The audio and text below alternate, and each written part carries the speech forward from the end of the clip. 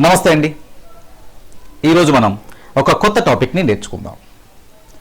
మనం మాట్లాడుతున్నప్పుడు చాలాసార్లు ఎదుటివారితో కొన్ని రకాల మాటలు మాట్లాడుతూ ఉంటాం. ఏంటంటే, నువ్వు నాకు చెప్పి ఉండాల్సింది, చెప్పాల్సింది, చెప్పి ఉండి ఉండాల్సింది, ఎలా అయినా ఒకటే. నువ్వు నన్ను పిలిచి ఉండాల్సింది, నువ్వు తనని పార్టీకి ఇన్వైట్ చేసి ఉండాల్సింది, అలాగే నువ్వు అతనికి ఫోన్ చేసి ఉండాల్సింది. ఇలా మనం ఏదైనా ఒక పనిని చేసి ఉండాల్సింది అంటే మనం చెయ్యలేదు కానీ అలా చేసి ఉండాల్సింది. ఇటువంటి మాటల్ని ఇంగ్లీష్లో ఎలా చెప్పాలో ఈరోజు మనం నేర్చుకుందాం. ఓకే, చెప్పి ఉండాల్సింది, ఇన్వైట్ చేసి ఉండాల్సింది, అతనిని పిలిచి ఉండాల్సింది, నువ్వు నాకు ఈ విషయం ఇన్ఫార్మ్ చేసి ఉండాల్సింది, ఇలా ఉండాల్సింది, చేయాల్సింది అని చెప్పాల్సి వచ్చినప్పుడు మనం ఒక స్ట్రక్చర్ని వాడతాం. అదేంటంటే subject plus should plus have plus past participle. Should have అనమాట. సబ్జెక్ట్తో షుడ్ హ్యావ్ ప్లస్ పాస్ట్ పార్టిసిపిల్ని యూజ్ చేయాలి. అంటే అతను ఆయనను పిలిచి ఉండాల్సింది. He should have invited him. అతను ఆయనను పిలిచి ఉండాల్సింది. He should have invited him.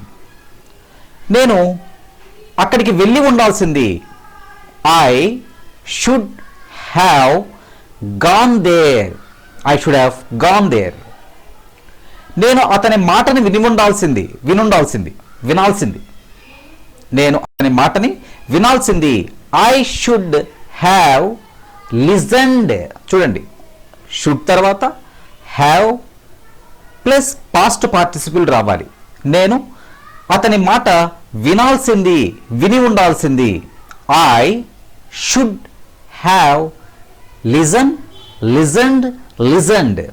I should have listen to him. Okay, నేను ఆ పార్టీకి వెళ్ళి ఉండాల్సింది. I should have attended the party. I should have attended the party. ఇలా మనం వెళ్ళాల్సింది, చెయ్యాల్సింది అని చెప్పాల్సి వచ్చినప్పుడు సబ్జెక్ట్తో షుడ్ హ్యావ్ పెట్టి వెర్బ్ 3 అంటే పాస్ట్ పార్టిసిపిల్ని యూజ్ చేస్తే సరిపోతుంది. Okay, right. ఆమెను నువ్వు కలవాల్సింది. నిన్న ఆమె కలవమని చెప్పింది, నువ్వు కలవలేదు. ఓకే, కానీ నువ్వు ఆమెను కలవాల్సింది. She invited you, she called you, she asked you to meet her, but you didn't meet. ఆమెను నువ్వు కలవలేదు. నువ్వు కలవాల్సింది. You should have met her. You should have met her. ఆమెను నువ్వు కలిసి ఉండాల్సింది, కలవాల్సింది. అర్థమైందా? ఎప్పుడైనా ఎవరికైనా మనం నువ్వు చేయాల్సింది, నువ్వు వెళ్ళుండాల్సింది, నువ్వు ఇన్ఫార్మ్ చేసి ఉండాల్సింది, నువ్వు కలవాల్సింది, నువ్వు రావాల్సింది, వచ్చి ఉండాల్సింది, ఇలాంటి మాటలు చెప్పాల్సి వచ్చినప్పుడు ఆ సబ్జెక్ట్ని నువ్వు అంటే యూ, ఆమె అతన్ని పార్టీకి ఇన్వైట్ చేసి ఉండాల్సింది. She should have invited him to the party.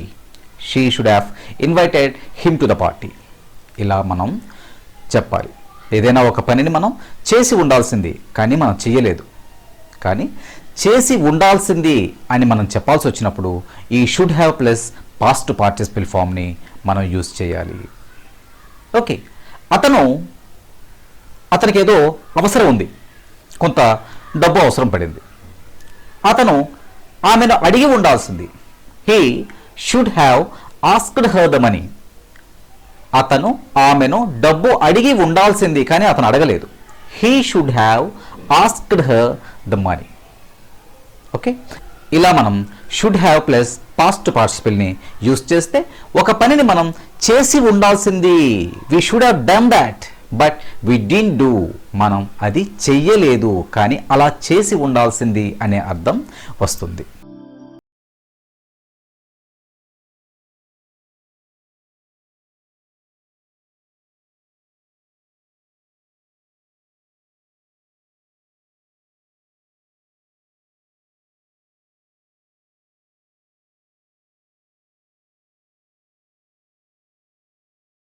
In the same way మనం చెప్పు ఉండాల్సింది చేసి ఉండాల్సింది, అంటే మనం చెయ్యని పనుల్ని చేసి ఉండాల్సింది, పిలిచి ఉండాల్సింది, వెళ్ళి ఉండాల్సింది, రావాల్సింది అనేటప్పుడు you should have gone, you should have come, you should have attended. Okay, ఇలా మనం చెప్పుకుంటుంటాం. ఓకే, కానీ ఇందులోనే మనం కొన్ని పనులు చేసేసి ఉంటాం. అలా ఆ పనుల్ని చేసి ఉండాల్సింది కాదు, నువ్వు తిని ఉండాల్సింది కాదు. ఎవరో మనకు ఫ్రెండ్స్ ఏదో చెప్తున్నారు, మై స్టమక్ ఈస్ అప్సెట్ అంటే రాత్రి ఏం తిన్నావు, వాట్ డిడ్ యూ ఈట్ అంటే సంథింగ్ ఏదో తిన్నా, నువ్వు అది తినుండాల్సింది కాదు, అక్కడ క్వాలిటీ బాగుండదు, అది నువ్వు తినుండాల్సింది కాదు. అలాగే అక్కడ పార్టీకి వెళ్ళాను, నాకు చిన్న ఇన్సల్ట్ జరిగింది, ఓ మై గాడ్, నువ్వు అసలు ఆ పార్టీకి వెళ్ళి ఉండాల్సింది కాదు. అంటే వెళ్ళాల్సింది, చేయాల్సింది, తినాల్సింది, ఆడాల్సింది, ఆడి ఉండాల్సింది ఇలా చెప్పటమే కాక నువ్వు వెళ్ళి ఉండాల్సింది కాదు, నువ్వు తినుండాల్సింది కాదు అనే నెగిటివ్ కూడా మనం చెప్తూ ఉంటాం. ఓకే, అది ఎలా చెప్పాలంటే subject plus should not have.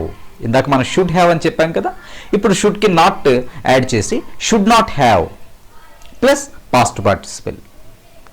అంటే నేను తినుండాల్సింది కాదు బట్ తినేశాను, తినుండాల్సింది కాదు. Okay, I should not have eaten that, I should not have eaten that. రాత్రి ఒక పార్టీ జరిగింది, ఆ పార్టీకి నేను వెళ్ళలేదు, బట్ అందరూ వెళ్ళారు, చాలా ఎంజాయ్ చేశారు. అప్పుడు నేను ఏమనుకుంటున్నానంటే, ఓ ఆ పార్టీకి నేను వెళ్ళి ఉండాల్సింది, I should have attended the party, right. ఇదే సమయంలో ఒక పార్టీకి నేను వెళ్ళాను, అక్కడ ఏదో ఇన్సల్ట్ జరిగింది, అనుకోకుండా ఏదో జరిగింది. అప్పుడు మనం ఏమనుకుంటుంటాం, ఆ పార్టీకి నేను వెళ్ళి ఉండాల్సింది కాదు, వెళ్ళకుండా ఉండాల్సింది. అప్పుడు ఎలా చెప్తామంటే ఐ షుడ్ నాట్, చూడండి, I should not have attended the party. నువ్వు ఆమె మాటని వినుండాల్సింది కాదు, వినకుండా ఉండాల్సింది.